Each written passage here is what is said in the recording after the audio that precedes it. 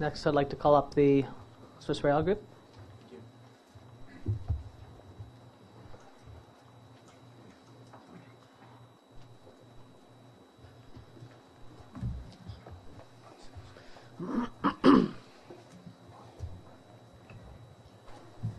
Welcome. Thank you.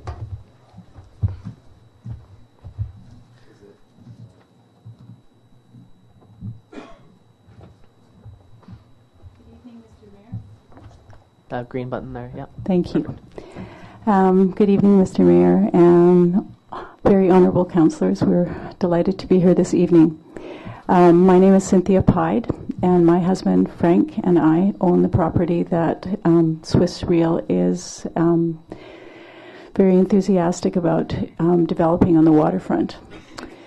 I would like to introduce them, and I would also like to just give you a bit of history of this property. I think I will do the history first, and then I'd like to introduce them following. Frank and I have lived here together for 35 years. Frank grew up here. And when he decided to practice dentistry here, we found it difficult to find very suitable space that had a lot of natural light, and we ended up renting the little clinic that we have been in for almost 35 years. And we soon realized that just having a set of stairs in a clinic was really difficult for senior citizens. It was also difficult for special needs, people that had physical handicaps. So we then endeavored to put in a stair glide.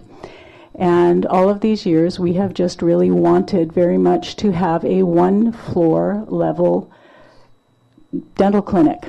And we raised our 3 children, and when we inquired about the property on Bill Murray Drive and were able to purchase it, it was our main ambition to build a dental clinic on it. But we ended up having to buy quite a bit more property than we wanted to.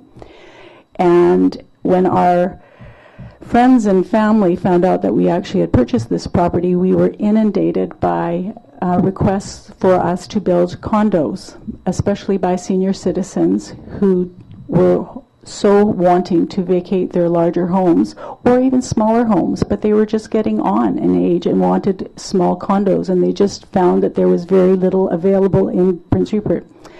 So we proceeded with great attention to the structure of Pillsbury House. We were very attentive to architectural detail of it. It was designed, all the condos were designed in a modern Dutch style to complement the Pillsbury House. We were delighted to finish 6 of them, delighted to see 3 elderly families purchase 4 of the condos, vacate their homes. These homes were sold then to other families, and as is always the case when new housing becomes available, it is a domino effect. The housing that other people vacated was then purchased by young families or whatever. So that went very well, and then our economy turned. And Frank and I just realized at that point for us to continue to build the dental clinic, even if we combined it with condos, was probably beyond our reach financially. So the property that is on the corner that is now being proposed sat empty. So we continued to pay taxes on this for many years. We still have been paying taxes for about 20 years on this property, with the hope that one day somebody would approach us and have financial means and have integrity and would be interested in building a good quality building that would take great advantage of this beautiful waterfront and beautiful piece of property, with also being sensitive to the condos that we've also built. In the meantime, we were approached 4 or 5 times to sell this property, and no one could guarantee us what would be built there. And that concerned us, and we never engaged in any kind of sale because we were concerned that it could be a building that just wouldn't be conducive to the condos that were already in existence. We still really hope to build a dental clinic. Well, years went on. We've had a lot of interest in this property, and for 20 years we have had people approach us, people in wheelchairs, people, senior citizens, professional people that just don't want a house, why are we not building more condos? And we had the same honest explanation.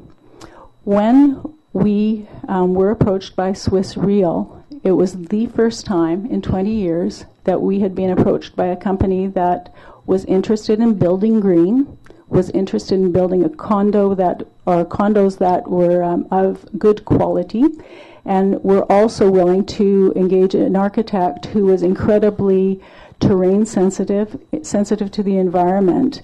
And honestly, when Frank and I saw the proposal that also included a smaller commercial building that could house a dental clinic with an elevator, or it could be on the main floor, we were just so absolutely shocked that anyone had even expanded upon the vision that we originally had, because it is such a beautiful building. And also, we had, when we first saw it, we really couldn't say very much. We were just trying to kind of absorb how awesome this could be for our waterfront and for our senior citizens. But since it's become public knowledge, we have again been inundated by every imaginable group of people about when these condos are coming available, because people are aging in our community. They want to vacate their houses. They want to sell their houses. And they have not much choice as to where to go, because a lot of senior citizens are not in the position that they want to go to Acropolis yet. They just want to be somewhere where they can downsize. This building is beautiful. I am very proud of the work that has been done on this. Swiss Real has worked very, very hard. We have been so thankful for their integrity, their reputation. The building that they are building presently in Vancouver is going to be considered the greenest in North America. The Swiss pride themselves in taking care of the environment. Switzerland is renowned for this, and Frank and I feel very honored that this group of people are interested in putting a structure that will serve many, many interests on our waterfront. And I especially have appreciated Jeremy Towning, who's one of the vice presidents of this company, in that he has taken the time to contact people that have shown concerns. He has made phone calls. He has returned phone calls. He has actually taken a genuine interest in ensuring that people have the truth, the right answers, and he has been so attentive to listening to Frank and mine's concern about design, about being weather safe. When I first told him it had to withstand hurricane force winds, he just laughed and he said, "You're joking, right?" And I said, "No, actually, I'm not joking." This is like building a structure on the North Atlantic. You know, we really need to build something that's strong and simple. So all of that being said, we have been so delighted with the enthusiasm that they share. We also are delighted that they share our vision for this beautiful piece of property that, and it will really be a fantastic addition to our waterfront. We thank you for your time this evening, and I would like to introduce to you Mr. Franz Geringer, who is the president of Swiss Real, his daughter Nadia, who is one of the vice presidents, and Jeremy Towning. Thank you. Are you going to say something? You want to introduce them?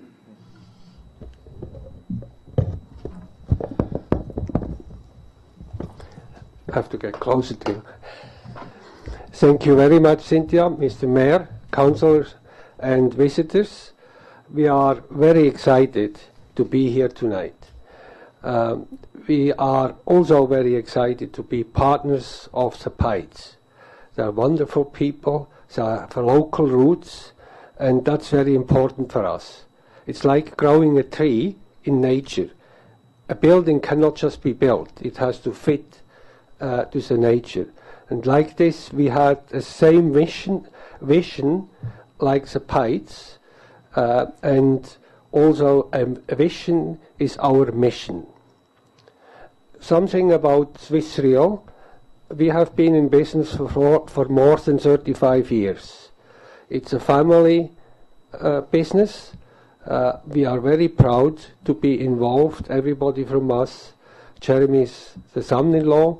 Her his wife is not here, but she's also working in our company, Rebecca, and Nadia was a banker for 15 years worldwide, and she brings a lot of assets to our corporation. We have been in management, property management and development across the country, especially in BC. We have built one of the first auto malls, or the second auto malls in BC. We have industrial buildings developed. We have condos all across, even in Victoria. And we have in Terrace right now under construction 35 townhomes. And we visited today. It's under construction. In Vancouver, as Cynthia said, we have probably one of the most sustainable buildings in the world. As you know, in Paris was this environment conference where they didn't accomplish much. Canada is in the forefront with the new government with 1.5 degrees Celsius limit of warming our world. It's very dreadful if we think in future, and you are and we are in one of the most beautiful location in the world in Prince Rupert. It's a nature, it's a forest, everything what we have. But what we do to the nature is very serious, and that's why we take this also serious, what we want to build here. Our vision is and was first, we want to have a beautiful design which fits the nature of in this specific location. We want to build quality, sustainability. That's the three major foundations for any development. We have also studied the market, and we know that people have left this beautiful city because there is nothing available for a standard condo. They have to move to the islands or they move to Vancouver.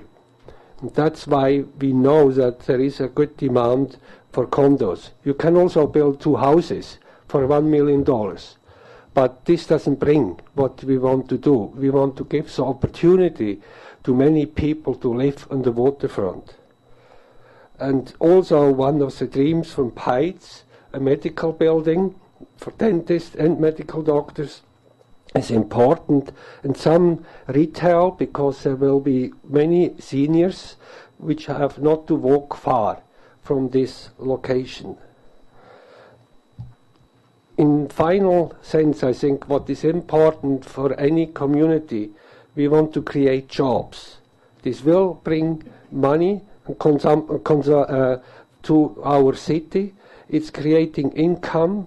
It's creating more income for individuals because we create jobs, and also for the city. Property taxes right now are 22,000. If you have 80 contributors for this, it will be tenfold the income. And I think that's important for everybody who has some concerns. You have to look at all views. Thank you very much, Mr. Mayor. Thank you.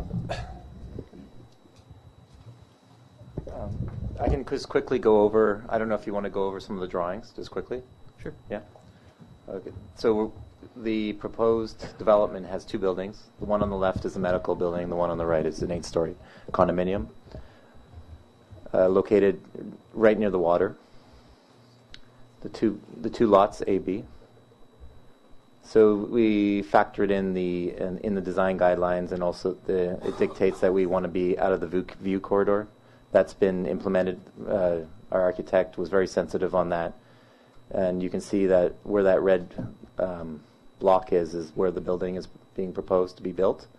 It fits exactly where the design guidelines are meant to, to be viewed, so that there is no obstruction from each intersection from 2nd Avenue. So there's a few changes that we've made because we've been listening to the city. We've made a setback now. On the left, you can see that we've made some changes so that the building has been pushed over a little bit. On top of that, we've also, for the noise consideration, we've added about 60 trees. So that will also lower the amount of noise the development will have for day-to-day traffic.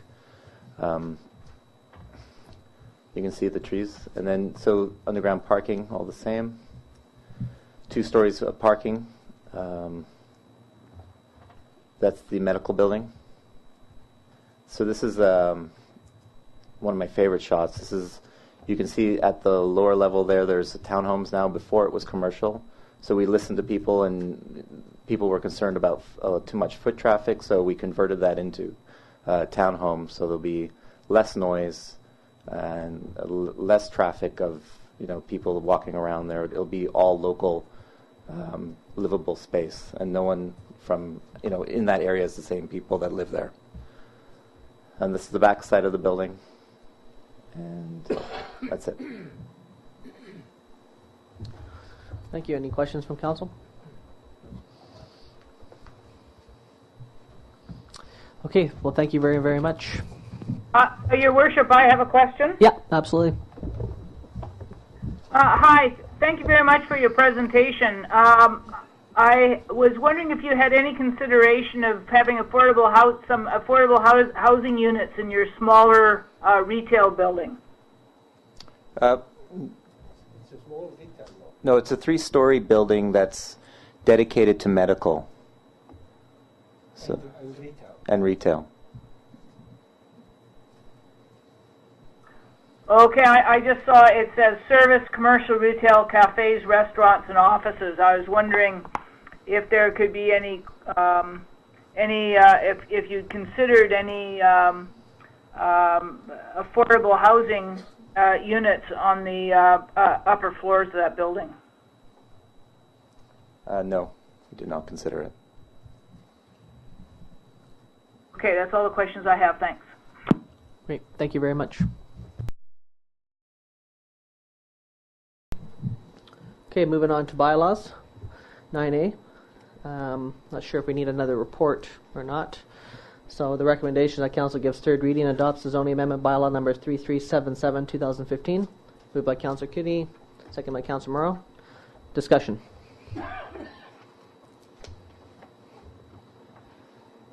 Some of the traffic concerns that were raised tonight could be alleviated by a light at 2nd and Bill Murray Way. That would be a question for staff. We did not dwell on the traffic lights. It's something that would require some analysis.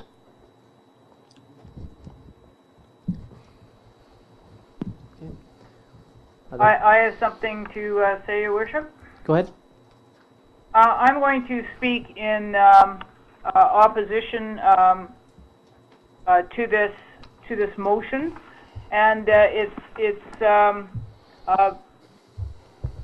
think I've made myself clear to council, so I'm going to iterate once again. First of all, developers are asking the city to accommodate their business of development, but they are not interested in accommodating the city's interests in affordable housing. It's not just this particular building, but this building is one of the new developments that's coming into our community that is creating expensive units. And instead of taking their expensive units, and which would allow the cross-subsidization of affordable units and building affordable units as well, what's happening is that developers are asking us to change the city for their benefit. And what's happening is that we are building many high-end units in our community, or we've changed our bylaws and our zoning to accommodate them, and yet the poor of the city are not being accommodated. The province is no longer providing subsidies to create affordable housing, as we all know, and in fact, they are not even providing their BC housing units, which are now turned over to private management, but they're not even providing those units with enough capital to maintain those units. And as they get older and more decrepit, there's no succession planning by the province for the present subsidized housing units in Prince Rupert. So my conclusion is that we are going to have to look after our own. And developers that stand to make millions of dollars on high-end strata title units for wealthy people must be required to provide affordable housing. And until that happens, we are going to see all of the units. So I just want to read the list to you. We made changes, zoning changes, and accommodated with roads and a bunch of different different changes to accommodate seniors' high-end condos on Graham, large lot housing on the Graham extension, Frederick Baptist Church Executive Suites, and then this Bill Murray high-end condo complex and retail office commercial complex. And then the next one we're going to be discussing is the Canada complex of condos. Again, none of these are affordable housing. So I am standing in opposition to this complex, primarily because the developers have chosen not to consider affordable housing and cross-subsidization, taking a bit of the wealth that the housing project is going to create for them and ensuring that people who need affordable housing in this community will have new affordable housing. Okay, so we got Councillor Cunningham, Nish, Moreau, and then Randhawa. I tend to agree with Joy on certain points, but I think it's up to the city to decide how we're going to extract money from these developments. Some areas like Sechelt have a density bonus plan where if you're going to change zoning, the density change, so much money goes into a kitty, and they can either, it's usually around 20% from what I understand. I've been phoning around and finding out about this. So when there's a change in density, 20% of that density either goes into affordable housing or it goes into a cash pot, which is used for affordable housing. And there's other plans out there like that. You know, like we've got developers coming to town. I agree they want to maximize their investments to the point where I think it's ridiculous almost, but us as council have to sit here and decide who's genuine and who isn't, who's here to speculate and who's here to actually develop in the community. You know, I think that's our job here to do that, and I think it's also our job to find ways to extract money from developments that can go into affordable housing in one way or another. It's not necessarily our job to force contractors to do it or developers to do it, but there's other ways of getting them to involuntarily give up money. Councillor Nish. I've got a few points to say about this. First of all, we all know we have a housing crunch in this town, and one way of alleviating housing crunches is actually building developments. This development here I don't consider it as Councillor Thorkelson considers it as a high end only for rich people. This could be a teacher, or it could be anybody. It could be anybody that's looking to sell their house and move into a smaller strata titled, apartment, essentially condo unit. To downsize their life. This has got nothing to do with what you make on your paycheck. This isn't a rental unit. This is, in my eyes, is how you alleviate problems. Right now, I've looked on MLS the other day. I monitor the housing, and right now we have 88 houses for sale in this town, and that's not very much. The more houses you build, the more apartments you build, the more places you build will in turn domino effect to all the people who are looking for somewhere to live. Maybe now that guy that some would consider a slumlord maybe not be able to charge as much for that place because all of a sudden someone has a new house to live in, or a new apartment, or a new condo, or a new something to live in, which is going to take the pressure off of everything else. I'm in 100% full support of this project. I've looked at it from many perspectives, views, if you're up on 4th West, 4th East, you could probably put your thumb in the air and cover it. You wouldn't see it. Harborside Apartments, that building, if you look at the way it was designed, the balconies are facing the two opposite directions of this building, which would now that's where their view is anyways, so their view is not looking that direction towards that building. And even if we built a shorter building there, they could still build a building tall enough that would cover any view anyways, even with the existing bylaws. Chances brought up the point that it's going to maybe constrict their parking. They had the option to buy that parking lot and chose not to. So as a business, they chose not to buy that piece of property. So that means that's their problem. If someone is now willing to buy that property off the city and produce tax revenue instead of using it for free, then that's what we want. From a tax generation revenue that we're going to collect from a building rather than an empty lot with alders on it is huge. We sit here and complain about how we don't have enough money for community enhancement grants. Well, here we go. Let's build a building and we get money. Unfortunately, the townhouses that are on the waterfront, in some people's eyes, they feel that they may lose some privacy. I feel that those buildings are already in a fairly public space.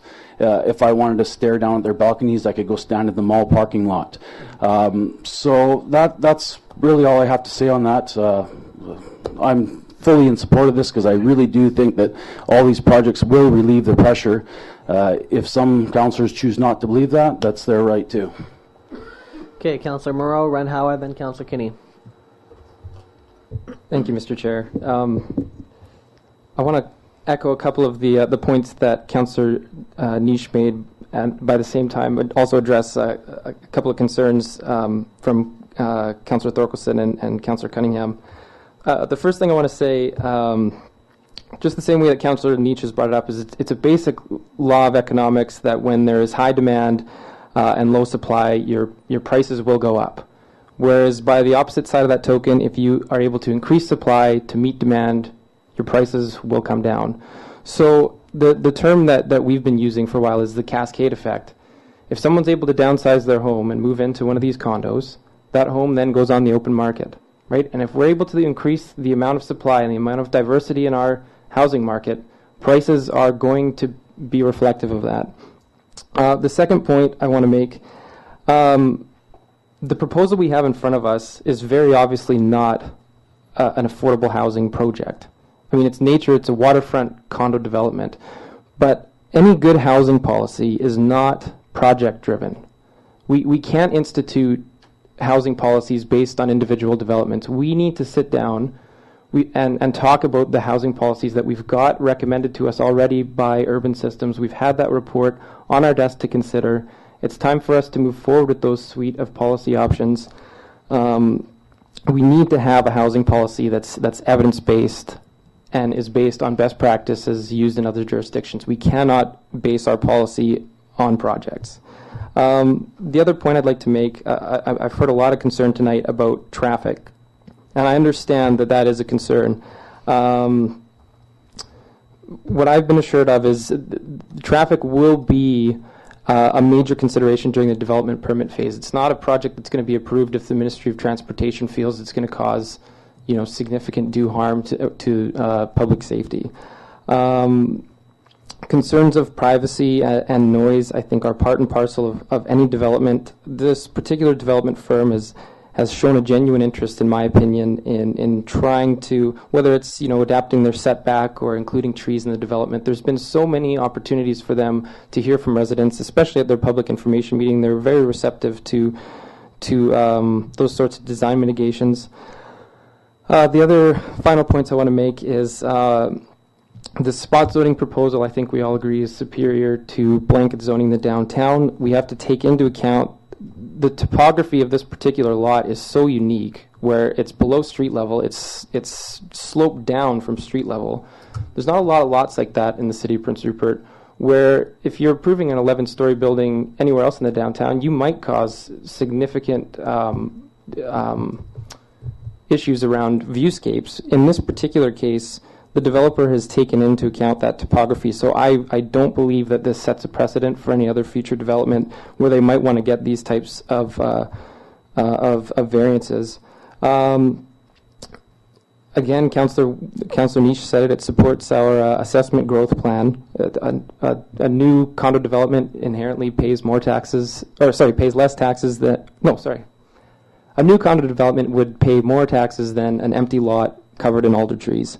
And again, this proposal is consistent with our infill development strategy. We know that we're on an island. There's a limited land base. We need to build up. We need to densify the downtown. That's well documented in our official community plan.